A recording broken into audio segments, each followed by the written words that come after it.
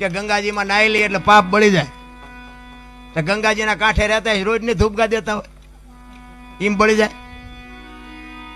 એટલે આ બધું મન મનાવાની વાતું છે. આ બધી કર્મની વાતો કરે ને, કર્મ આમ ને ફલાણું આમ. આ ભક્તિ કરે એવડે દુખી છે, બૂસ મારે એવડે સુખી છે. લ્યો શું કર્મ કરે? અટપટું છે આ. હિમ સમજાય એવું નથી. આ ભાગની બધા વાત કરે, ભવની વાતો કરે. ઓલા ભવમાં આમ ને ઓલા ભવ. હવે કાલની ખબર નથી ને શું ભવની કોડો આ મળ્યો એ ભવ શું થઈ લ્યો. શું આ ભવમાં ઘટે કઈ? હે આપણા ગઢે હોની નોટ નહોતી ભાળી. આ માથે વરસાદ થાય, મારા રામ આમાં જીવતા ન આવડે તો ધક્કો થયો એવું નથી લાગતું? હે વાહન મકાન રૂપિયા લોટા હવામાં ઉડે વગર દોડે વાતો થાય. બાપુ મજા કરે એવું છે, પણ જ્યાં જાઉં ત્યાં બધા રોવે જ છે. ધાબુ ફરવું છે ને કે છૂટા નથી, બીજા પાસે જાય કે ડોબું વિયાણું દોવા નથી દેતું, બીજા પાસે જાય કે હોવ તેડી ગયા વેવાય મોકલતા નથી, બીજા પાસે જાય કે છોકરાને પોલીસ વાળા લઈ ગયા જામીન ચડતા નથી. તો આપણે જ્યાં રોવું, આખી દુનિયા રોવે જ છે. અરે મારા નાથની મારે જરૂર છે તો બાપુ દાસી જીવન રોવે, મીરા રોવે, જેઠીરામ રોવે. હે દીનબંધુ દયાળુ, હે પરમ કૃપાળુ પરમેશ્વર, તારી વાહે અમે જીવન ઓળઘોળ. બાપુ એક રામાયણનું પાત્ર સબરી તમે જોવો તો ખરા. એક ભીલની દીકરી, એનો ગુરુ માતંગ ઋષિ, 7 વર્ષની એક ભીલની દીકરી, જેને માણાનો અનુભવ નથી, ગામનો નથી, વેદનો નથી, શાસ્ત્રનો નથી. એના ગુરુએ કીધું કે બેટા અહીં બેહી જા, વેલો મોડો રામ આવશે, તારો ઉદ્ધાર થાય. આ એક જ શબ્દ પકડીને બાપુ બેહી ગઈ. મા બાપ કે પરજા નથી કરતી, શું ગુરુ કે કરવાના હતા? હું તો બાપુ ગમે ત્યાં જાઉં ને, હું ભલામણ બધાને મારી આ એક જ ભલામણ હોય કે તમે વાપરો, ખાઓ પીવો, મોજ કરો. બાકી મા ને બાપ ને રોટલા 2 ટાઈમ હારા દેજો. જિંદગીમાં જો મોડો દી ઉગે તમારો ગુલામ થઈ જાવ.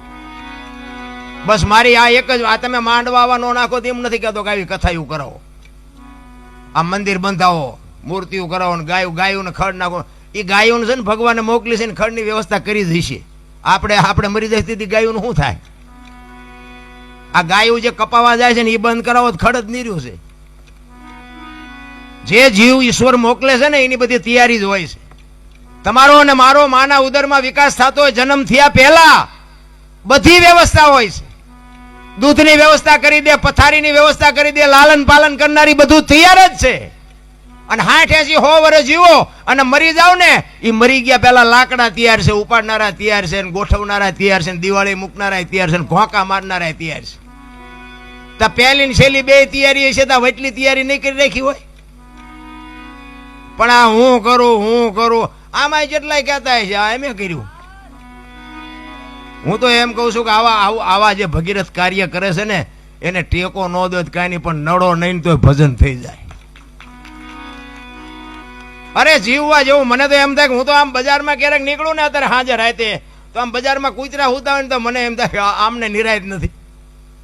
હે એ આપણે રાતીને ખવડાવવું પડે એને છે હાથ. પણ ઘસઘસાટ હુતા હોય, છોકરો પરણાવો છે ને ચૂંટણી લડવી છે ને પૂંછડું અમારું સન્માન ન કર્યું ના કાંઈ લોહી ઉકાળા છે અમને ને. કે આપણે જે જોવે એ બધું જોવે છે ને, ખોરાક, હવા, પાણી, ટાઈટ, તડકો બધું આપણને જેમ છે ને એમ જ છે.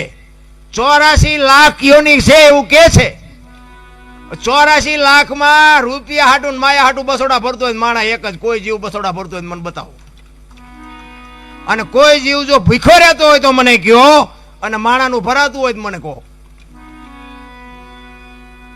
આપણા જેમ જ નથી. આપણે જેમ બચાવો એમ આ કૂતરા ને કાગડા ને ભૂંડડા ને એને બચાતો હોય જ છે.